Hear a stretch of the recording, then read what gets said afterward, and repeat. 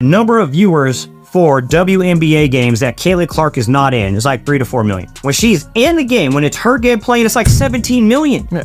Well, I also look at the attendance in the arena. Yes. It's 8 to 10,000 everywhere else. Caitlin Clark, 17, 18,000. The WNBA is struggling to push through the semifinals and finals without Caitlin Clark, and her absence is being deeply felt. The game speaks for itself, but it's also in the numbers. Just look at the difference in All-Star votes compared to last year. Asia Wilson led with just under 100,000 votes, and this year Caitlin Clark is leading with a little over 700,000. What a difference a year makes. Games without Caitlin Clark are drawing significantly fewer viewers, dealing a major blow to the WNBA and making the league fully aware of the powerful impact she has on audience engagement. Caitlin's departure, do we think that these new WNBA fans are going to stick around for the rest of the playoffs? The Liberty Aces series might be one that draws some numbers. The disparity between 1.8 million and around 400,000 is wild, especially with football season being in full. Had the WNBA been wiser and prevented officials from unfairly targeting Caitlin Clark, they might have avoided this situation altogether. Now fans are tuning out, realizing the game just isn't the staying without her presence. Case in point.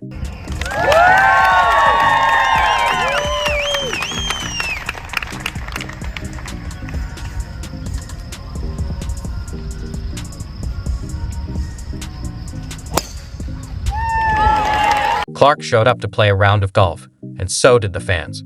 It's safe to say that if she were still in the playoffs, the WNBA would be riding an all-time high in popularity. Women that have been calling for the equality, and now that there is the chance for them to start getting paid more because the exposure's up. Because it's her, you have people like, what's her name, Jamelia Hill or what? I can't stand her. Yeah. You got these women who are coming on here and they're saying it's because she's... Caitlin faced her share of adversity this season. Criticism from fans, relentless media narratives, and analysts doing their best to discredit her. But through it all, she never lost her composure, whether at the podium or on the court. In one of the toughest environments imaginable, she didn't just survive, she dominated.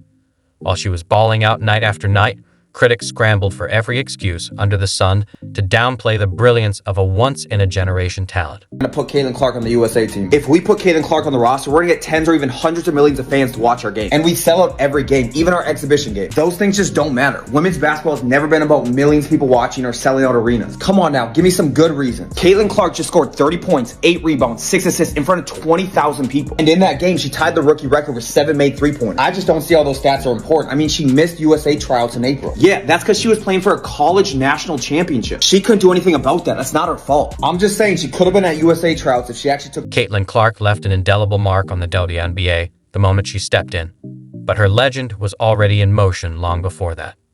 At the University of Iowa, she didn't just shine, she redefined the game.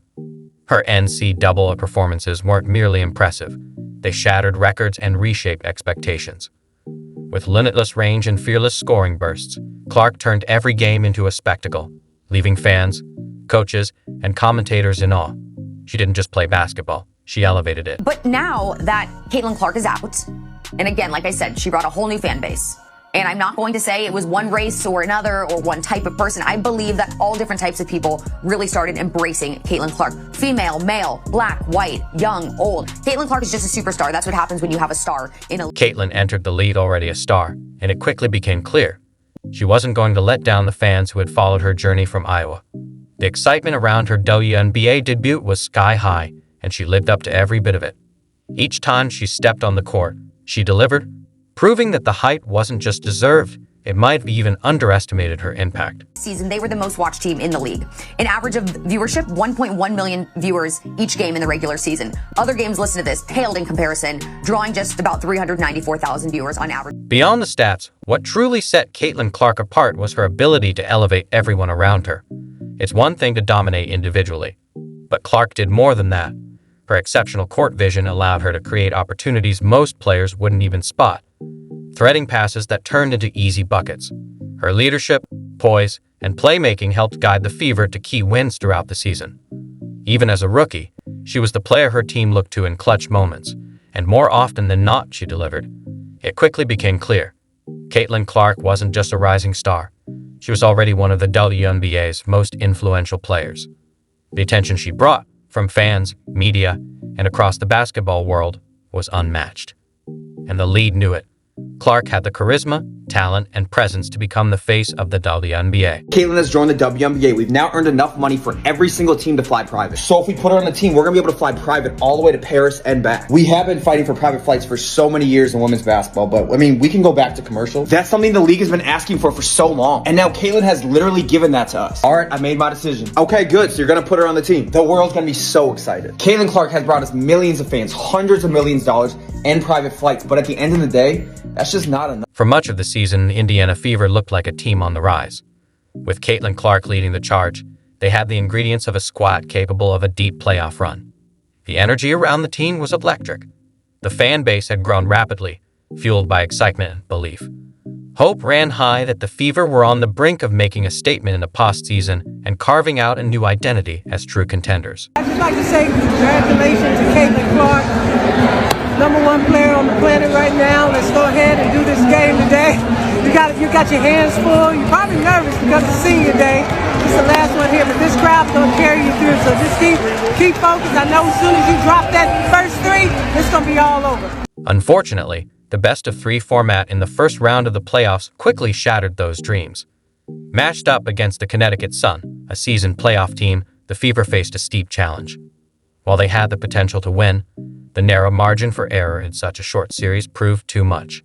The result was a premature exit for Caitlin Clark and the Fever, cutting their postseason hopes short before they could truly take flight. To the GM in Connecticut, and I said, Darius, let's go back to let's have one game in Indy. He said, there is no way I'm going to do anything to allow my team to get out of this arena. And I said, well, I'm on you. I said, because we will have 19,000 people ready for you. And he said, I don't want to go back to you. But our players deserve a chance to play. The absence of a home game proved particularly crushing for the Fever. As mentioned earlier, the team boasted one of the most passionate and dedicated fan bases in the WNBA, routinely packing arenas with nearly 20,000 fans. That kind of home court advantage can be a game changer in the playoffs, especially for a young team like the Fever. Ultimately, the Fever were eliminated, and Caitlin Clark's rookie season came to a sudden, disappointing end. The entire series felt like a missed opportunity, not just for the Fever, but for the WNBA as a whole.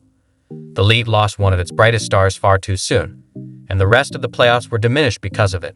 The use of the best-of-3 format in the first round came under heavy scrutiny after the Fever's exit.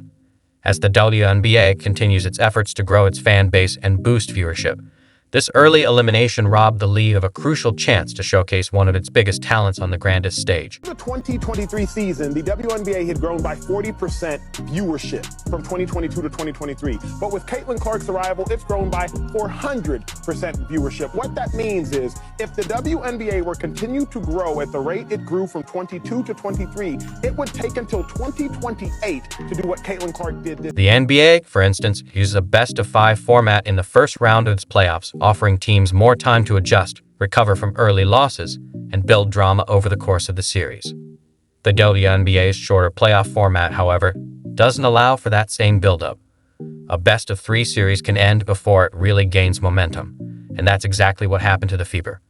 For a league like the WNBA, still striving to establish a larger foothold in the sports landscape, it's crucial to create as many marquee moments as possible.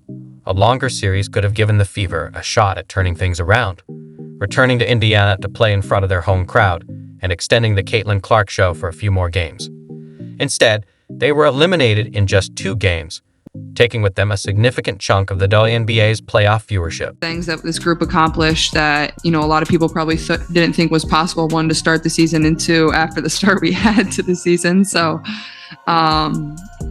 yeah, it'll definitely be probably a little weird for me over the course of the first couple weeks, and then I'm sure I'll get bored and pick up a basketball again. So, voice that I don't really listen to, honestly, because I'm in season. I have other things that we need to worry about than what other people have to say. I have a scout. I have 11 other minds on my team and in my locker room that we got to make sure that we're on the same mindset. So I really can't give you the best answer on that because I really don't pay any attention.